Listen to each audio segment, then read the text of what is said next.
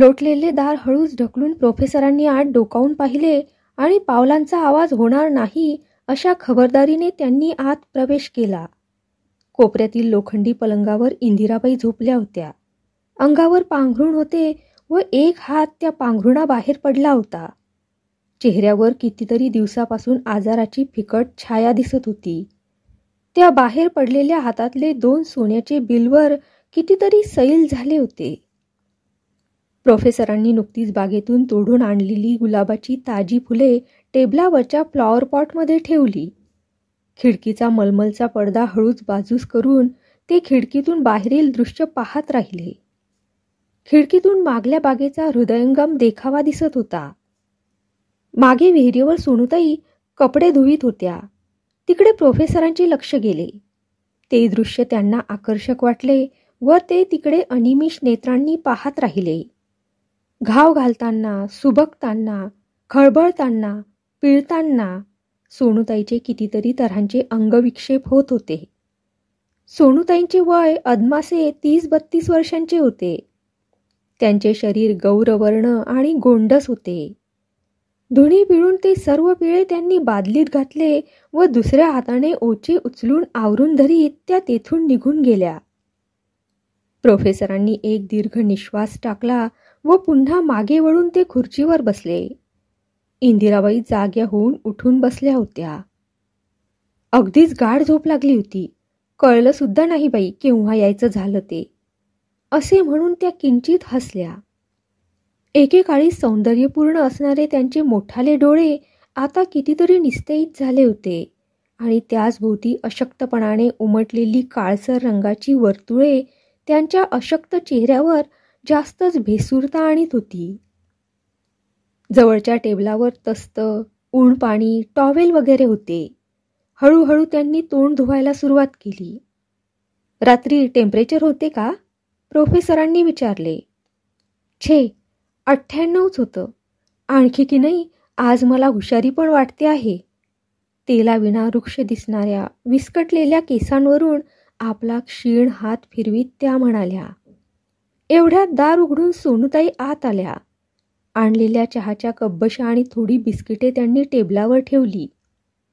का, बराय ना आता? असे सुहास्य मुद्रेने विचारून सोनूताई परत जाऊ लागल्या. इश्श, थांबा की जरा, अगदी. विनवणीचे इंदिराबाईंचे वाक्य ऐकून त्या मागे वळून दारातच उभ्या राहिल्या. ऐकलं का?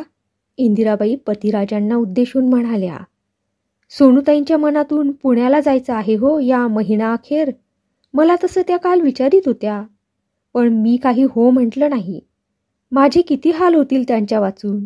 एवढी माझी मिजाज चालायची कशी मग? त्या किंचित हसल्या.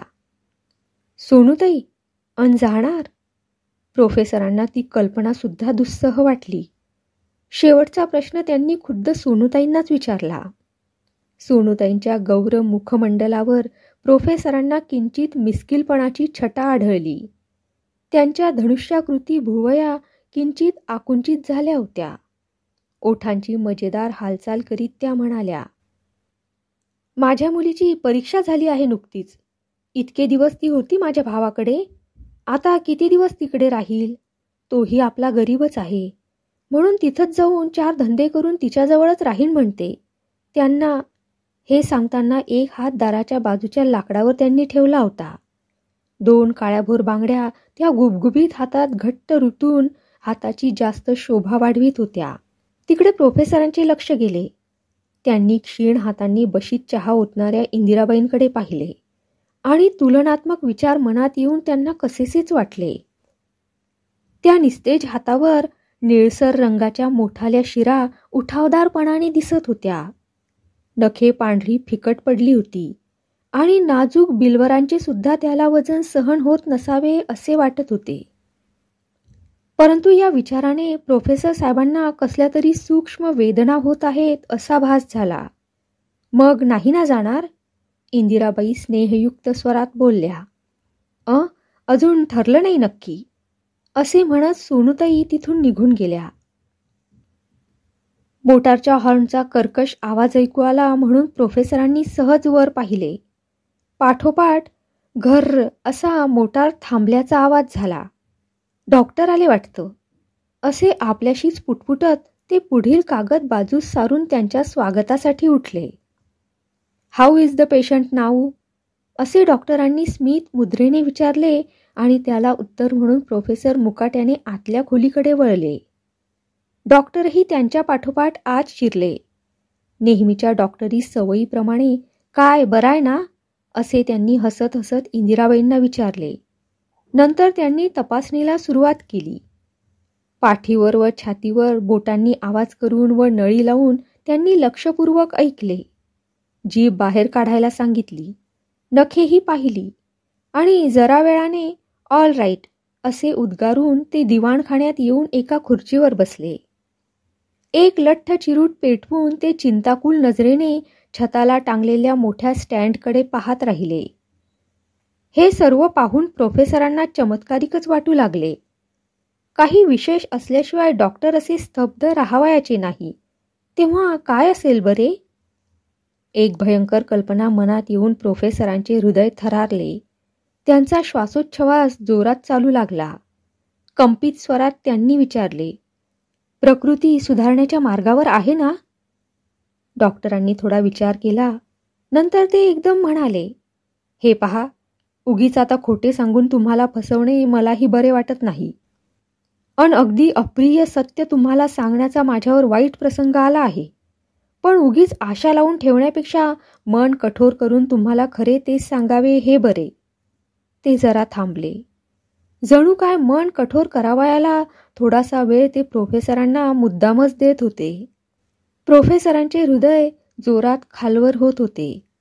डॉक्टर काय ते लवकर सांगतील तर बरे असे त्यांना वाटत होते. त्या आता फारच थोड्या दिवसांच्या सोबती आहेत आणि त्यांचे दुखणे बरे होण्याच्या मर्यादेपलीकडे गेले आहे. इतके दिवस मला जरा तरी आशा वाटत होती म्हणून मी बोललो नाही, पण आज माझी नक्की खात्री झाली. आधी त्यांचे आयुष्य थोडेच राहिले आहे, पण मानसिक त्रास झाल्यास त्यांचे त्यातलेही आयुष्य कमी होईल. तेव्हा या थोडक्या दिवसात त्यांच्या मनाला त्रास होणार नाही असे आपण वागा. तुम्ही तसे वागत असालच, पण डेंजर वॉर्निंग असली की मनुष्य सावधगिरी ठेवतो. दोघेही पुष्कळ वेळ काही बोलले नाहीत. प्रोफेसरांचा जड पावलांनी त्यांनी निरोप घेतला. प्रोफेसर विचारमग्न स्थितीत आराम खुर्चीवर पडून राहिले. समोरच इंदिराबाईंचा मोठा एनलार्ज केलेला फोटो टांगलेला होता. सर्व दिवाणखान्यात इंदिराबाईंचे अस्तित्व दृगोचर करणाऱ्या कितीतरी वस्तू होत्या. दिवाणखान्याला शोभा आणणारी सुंदर तोरणे, रिबन, रेशीम, झीग वगैरेंनी भरलेले सुंदर फोटो, कुशनवरील सुंदर विणकाम आणि ऑइल पेंटिंगचे मनोवेधक देखावे. इंदिराबाईंचे हस्तकौशल्य, उच्च अभिरुची आणि दीर्घोद्योग यांचे मूर्तिमंत साक्षीदार होते. त्या सर्वांकडे पाहून प्रोफेसरांच्या हृदयाला असह्य वेदना होऊ लागल्या. दार घट्ट बंद करून पुष्कळसे रडून हृदय मोकळे करावे असे त्यांना वाटले. पण या विचारापाठोपाठ आपल्या दुर्बल हृदयाची जाणीव होऊन त्यांना लाज वाटू लागली. त्यांचे लग्न झाल्याला अवघी 2-2.5 वर्षेच झाली होती. ही 2-2.5 वर्षे कशी आणि कुठे गेली हे प्रोफेसरांना किंवा इंदिराबाईंना कळले सुद्धा नाही. इतकी ती सौख्यपूर्ण होती. इंदिराबाईंच्या प्रत्येक कृतीचे प्रोफेसरांना कौतुक वाटे. आपले प्रेम सर्वस्व त्यांनी इंदिरेच्या ठिकाणी केंद्रीभूत केले होते. तर उलट इंदिरेनेही पूर्ण पत्नीधर्माने वागून आज पावे तो त्यांना शक्य तेवढे सौख्य देण्यात हयगय केली नव्हती. अस्तमानाचा सूर्यास्ताचा देखावा मनोहर दिसतो खरा, पण तो अल्पायुषी असतो आणि लवकरच अंधारमय रात्रीने त्याच रमणीय स्थानाला भीषण भेसूरता येते. तसेच इंदिरेच्या बाबतीत झाले होते. तिचे निर्मल सौंदर्य, आणखी ती सारी हुशारी या सर्वांनाच एका भयंकर आजाराने व्याप्त केले. त्यांना बारीक ताप येऊ लागला व लवकरच त्याचे रूपांतर क्षयामध्ये झाले होते. इंदिराबाईंना माहेरचे कुणीही जिव्हाळ्याचे आप्त नव्हते. प्रोफेसरांनाही नव्हते. इंदिरेच्या आजाराच्या वेळीच इंदिराबाईंच्या जुन्या तोंड ओळखीच्या सोनूताई पोटासाठी कामधंदा शोधित आहेत असे इंदिराबाईंना कळले. ताबडतोब त्यांची गाठ घेऊन त्यांनी आपल्याकडेच त्यांना ठेवून घेतले. सोनूताईचे आगमन दोघांनाही अत्यंत इष्टच वाटले.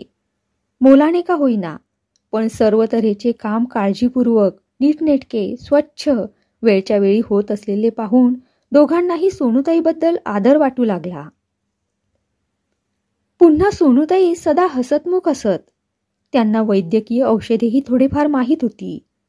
इंदिरेची सेवा शुश्रूषा तर त्या इतक्या प्रेमळपणाने करीत की इंदिरेला तर आपली दिवंगत माताच पुन्हा ईश्वराने दिली असे वाटू लागले.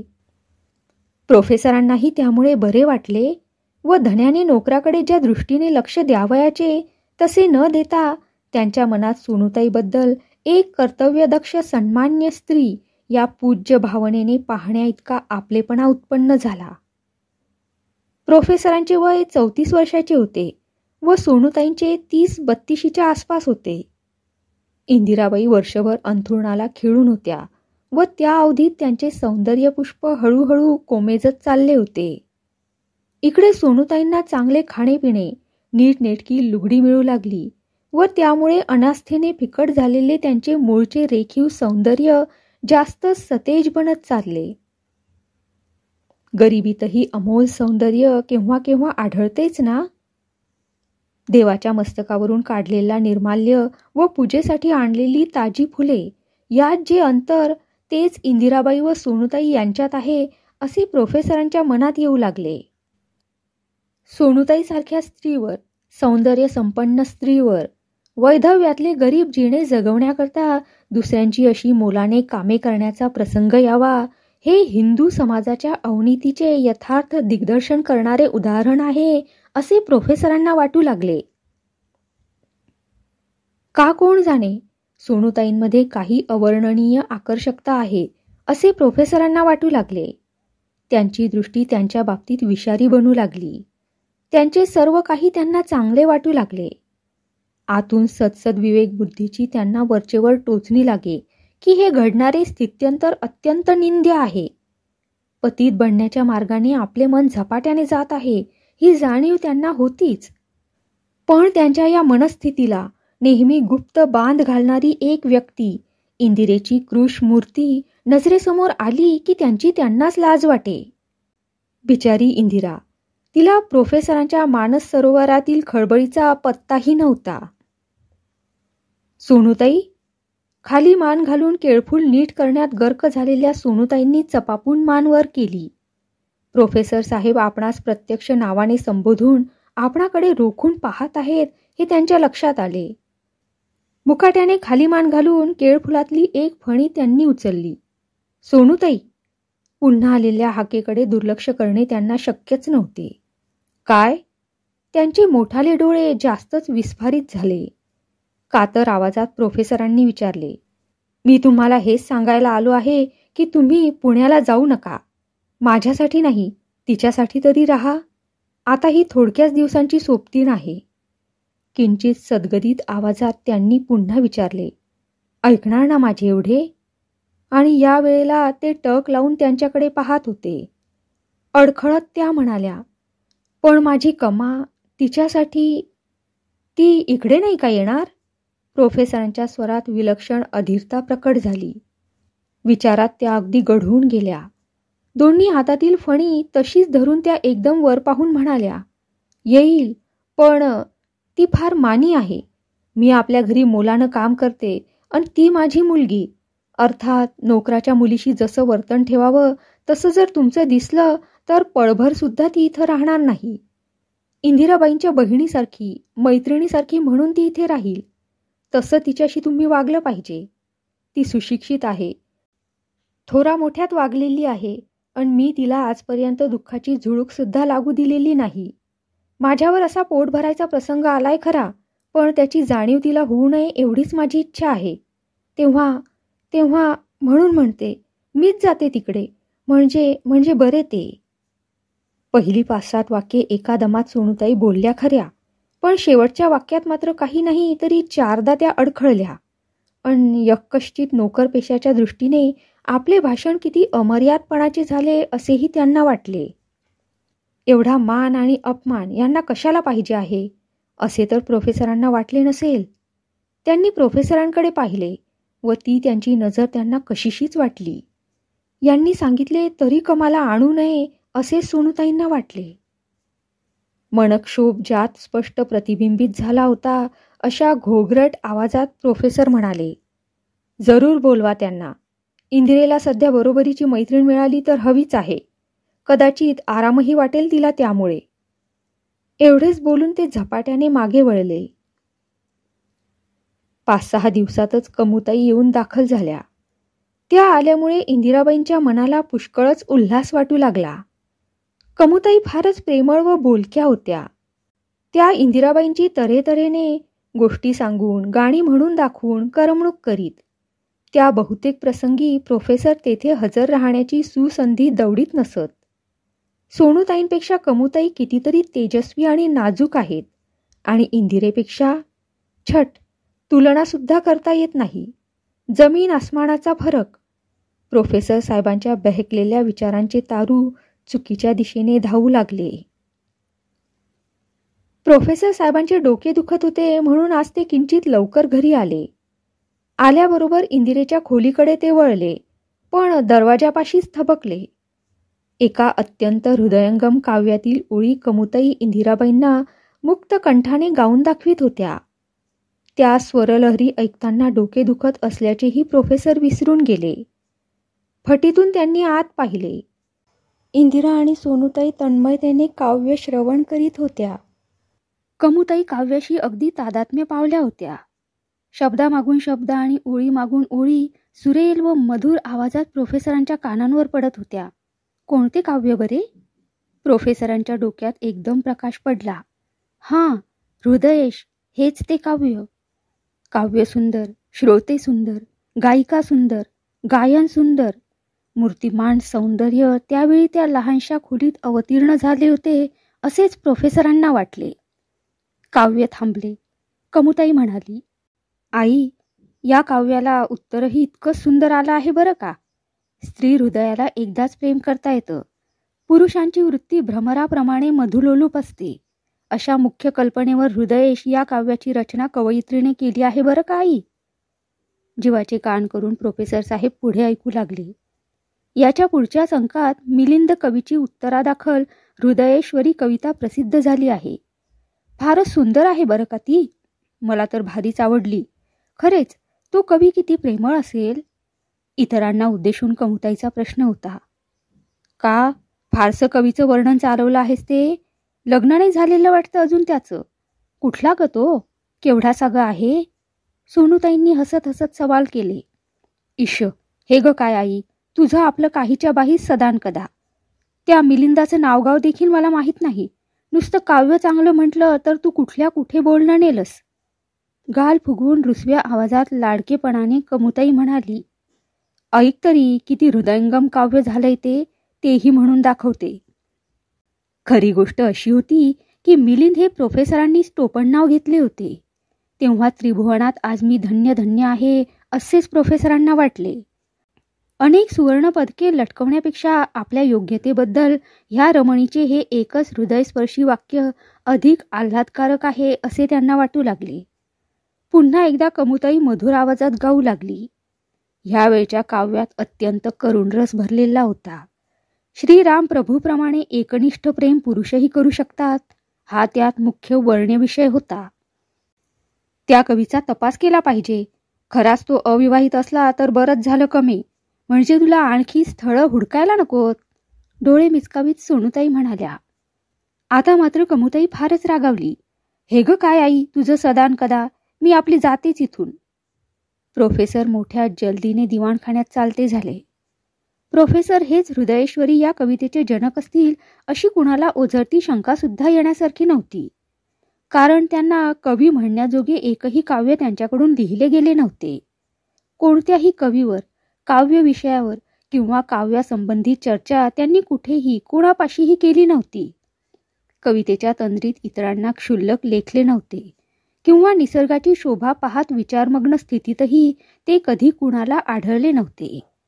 मात्र केव्हा केव्हा त्यांना काव्य करण्याची लहर येई नि ते कविता रचून लिहूनही ठेवीत. परंतु त्या प्रकाशनासाठी धाडण्या इतकी त्यांची लायकीच नाही असे प्रोफेसरांचे प्रामाणिक मत होते. पण त्यांची ही कविता मात्र अत्यंत हृदयंगम उतरली होती असे जयंत मासिकाच्या खुद्द संपादकांनीच त्यांना कळवले होते. जयंत मासिकात हृदयेश या नावाची एक अत्यंत हृदयंगम कविता प्रसिद्ध झाली होती. त्याखाली फक्त कमलिनी एवढीच सही होती. त्याच कवितेला प्रत्युत्तरादाखल हृदयेश्वरी हे काव्य प्रोफेसरांनी रचले होते. घरापाठी मागल्या बागेत एका दगडावर बसून कमुताई तन्मयतेने काहीतरी पुटपुटत होत्या. हळूहळू प्रोफेसरांच्या हृदयेश्वरी या काव्याच्या ओळी स्पष्ट ऐकू येऊ लागल्या. कुणीतरी तिच्या त्या तन्मयतेचा भंग केला. कमुताई, तिने वळून पाहिले. प्रोफेसरांची मूर्ती तिचे अनिमिष नेत्रांनी अवलोकन करीत होती. थोडा वेळ सर्व शांत होते. 5 मिनिटांनी समोरच्या एका मोठ्याशा दगडावर प्रोफेसर विराजमान झाले. पुन्हा थोडा वेळ शांततेत गेला. आपण एकट्याच बागेत आहोत हे पाहून त्यांनी परत जायला हवे होते असे कमुताईच्या मनात आले. पण ज्या अर्थी ते मुद्दाम येथेच आले त्या अर्थी आपणाशी काहीतरी बोलण्याचा त्यांचा उद्देश असावा हे तिने ओळखले. काही एक न बोलता दोघांनीच इथे बसणे हे लोकाचार व शिष्टाचार यांना किती सोडून आहे हे ध्यानात येऊन शेवटी तिनेच काहीतरी बोलायला सुरुवात केली. मी आता उद्या परवा जाईन म्हणते. ताईंची आता हिंडण्या फिरण्या इतकी प्रकृती सुधारली आहे. आणखी मला येऊन 1 महिना होऊन गेला, तेव्हा आता जायला हरकत नाही. कमुताईच्या गोड चेहऱ्यावर मावळत्या सूर्याचा उज्ज्वल प्रकाश पडून तो अधिकच मोहक दिसत होता. प्रोफेसर अविचल दृष्टीने तिकडे पाहत होते. 1 महिना झाला म्हणता? प्रोफेसरांनी आश्चर्याने म्हटले. किती लवकर दिवस गेले हे. खरंच तुम्ही आलात त्यामुळेच इंदिरा सुधारली. हे तुमचे उपकार माझ्या हातून न फिटण्या इतके अमोल आहेत. पण तुमच्या सहवासाचा लाभ आणखी काही दिवस व्हावा अशी इंदिरेची फार इच्छा आहे. एवढ्या तिच्या विनवणीला मान देणार ना? त्यांची मी परवानगी घेतलीच आहे. दुसरे असे की थोडक्यात गोडी. मी खूप दिवस राहून तुम्हास कंटाळा आणण्यापेक्षा आता जावं हेच बरे. तिच्या डोळ्यातील पाणीदारपणात निश्चयी वृत्तीची ही झाग दिसत होती. मला आणि तुमचा कंटाळा? अशक्य. कमलिनी कधी कुणास नकोशी वाटते का? मग तुमच्यासारख्या प्रेमळ, बहुश्रुत, विनोदी अन सुंदर पाहुण्यांचा कंटाळा आला म्हणजे अरसिक पशुतच आमची गणना करावी लागेल. प्रोफेसर बोलताना एकदम थबकले, कारण कमुताईंच्या डोळ्यात आता रागीटपणा उमटलेला त्यांना दिसत होता. पण सुटलेला बाण आणि बोललेला शब्द कधीच परत येत नसतात. आता हे संभाषण लांबणे इष्ट नाही असे वाटूनच की काय कमुताई उठून उभ्या राहिल्या. लुगड्याला लागलेली माती झटकीत त्या म्हणाल्या, चला, इंदिराबाई वाट पाहत असतील. त्यांची झोपमोड होऊ नये म्हणून मी इथं बागेत बसले होते जरा. आता त्या जाग्या झाल्या असतील, जाऊया. प्रोफेसरांच्या हृदयाची विलक्षण खळबळ चालली होती. आपल्या हृदय सिंहासनावरील इंदिरेची पुसट आकृती खोडून त्यांनी तेथे दुसरी रम्य कल्पनामूर्ती रेखाटली होती. ती सोनूताईची आहे अशी त्यांची इतके दिवस भ्रामक कल्पना होती. पण कमुताई आल्यानंतर कमुताईला त्यांनी तेथील रिकाम्या जागी अधिष्ठित केले. दिवसेंदिवस त्यांचा प्रेमरोग वाढत चालला. इंदिरेवर कधी काळी आपले प्रेम होते ते खरे नव्हे असे त्यांची मनोदेवता त्यांना सांगू लागली. प्रेयसीजवळ आज प्रेम निवेदन करण्याचा त्यांनी पक्का निश्चय केला होता व त्याच हेतूने ते बागेत आले होते. मनोविकारांच्या आवेगाने त्यांचे हृदय धडधडू लागले व आवाजात कंप आला. थांब कमुताई, कमल, थांब, 2च मिनिटे उभी राहा, ते काकुळतीने म्हणाले. कमल अगदी चकित झाली. प्रोफेसरांच्या दृष्टीत पावित्र्य नाही असे तिला कधीपासून तरी वाटत होते, परंतु ती मजल येथवर येऊन आपल्यालाच त्यांच्या प्रेमाच्या झळा लागतील ही कल्पनाही तिला नव्हती. अगदी एकेरी नावात त्यांनी केलेली विनवणी ऐकून काय करावे हे न सुचल्यामुळे ती निश्चल उभी राहिली. कमल, हृदय निवेदनास त्यांनी सुरुवात केली. तृषार्त मनुष्याला सुवासिक, थंड, निर्मळ पाण्याचा ठेवा मिळाला की त्याला जसा आनंद होतो तशीच माझी स्थिती झाली आहे कमा. माझे तुझ्यावर प्रेम जडले आहे. कधी एकदा सारे तुला सांगेन असे मला होऊन गेले होते. माझ्या प्रेमदेवते, तू माझा अव्हेर करणार नाहीस ना? तुझे त्या कवीवर प्रेम जडले का? तसे असेल तर मीच तो कवी मिलिंद, हे सांगायला मला अत्यंत अभिमान वाटतो. देवी, या निस्सीम भक्ताचा हा प्रेम नैवेद्य ग्रहण कर. भाषणाच्या आरंभी कमुताई गांगरून गेली.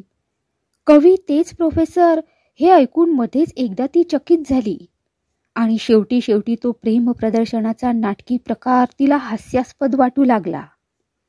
शांत वृत्तीने ती पुन्हा दगडावर बसली आणि म्हणाली, पण एक लग्नाची बायको असताना तुमचे मजवर प्रेम जडेल हे संभवनीयच नाही. त्यातून एक पत्नी व्रताचे तुम्ही कट्टे पुरस्कर्ते आहात हे त्या हृदयेश्वरी काव्याने तुम्ही सिद्ध केलेच आहे. पुरुषांची हृदयेश्वरी एकच असू शकते हे तुमचे प्रांजल मत काव्यातून प्रसिद्ध झालेच आहे. अर्थात इंदिराबाईंशिवाय दुसऱ्या कुणावरही प्रेम करण्यास तुम्हाला आता हक्क राहिलेला नाही हे उघडच आहे.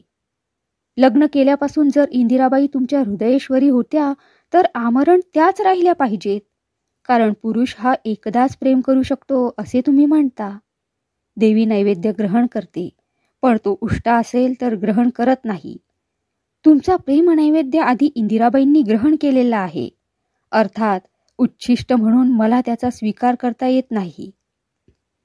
पुस्तकी प्रश्नाला पुस्तकी उत्तर देऊन कमुताई स्तब्ध राहिली, पण तिला स्वस्थ बसवेना.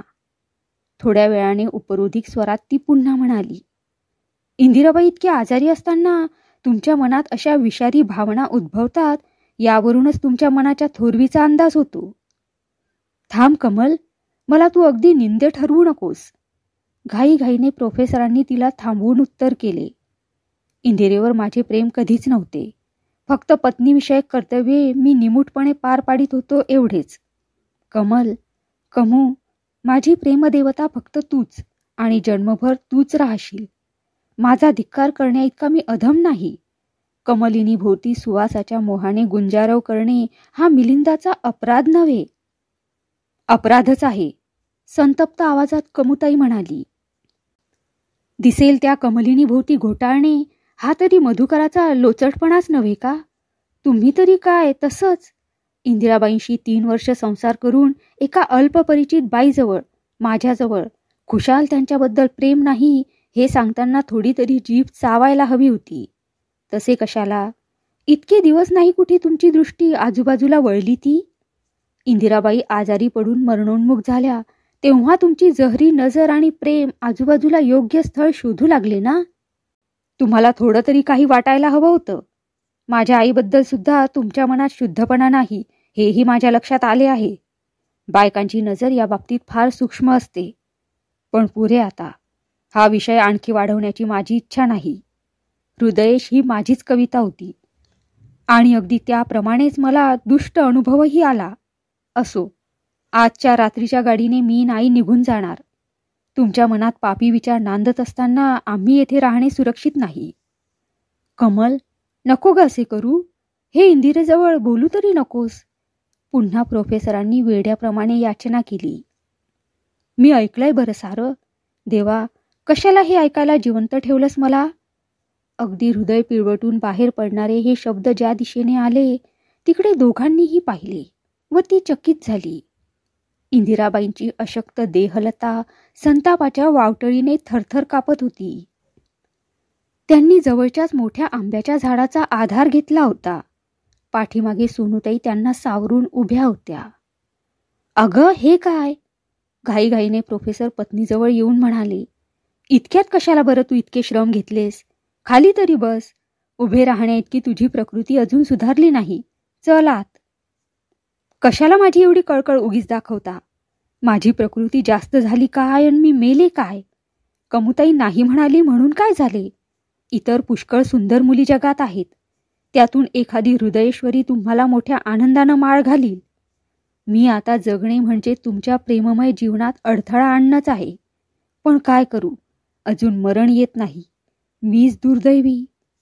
मनातल्या संतापाचा अतिरेक होऊन हे शब्द इंदिराबाईंनी कष्टाने व अडखळत उच्चारले. मेंदूला हे मानसिक श्रम सहन न होऊन त्या ग्लानी येऊन बेशुद्ध पडल्या. पडता पडता सोनूताईंनी त्यांना सावरले. डॉक्टरांनी सांगितल्याप्रमाणे हा दुःखाचा आघात सहन न होऊन त्यांचा ताप एकदम चढला व दुखणे विकोपाला गेले. आणि प्रोफेसर साहेबांना प्रेमहीन विवाह शृंखलेतून मुक्त करण्यासाठी इंदिराबाईंनी त्यांचा कायमचा निरोप घेतला. दुसरे दिवशी सकाळी कमुताई व सोनूताईही निघून गेल्या.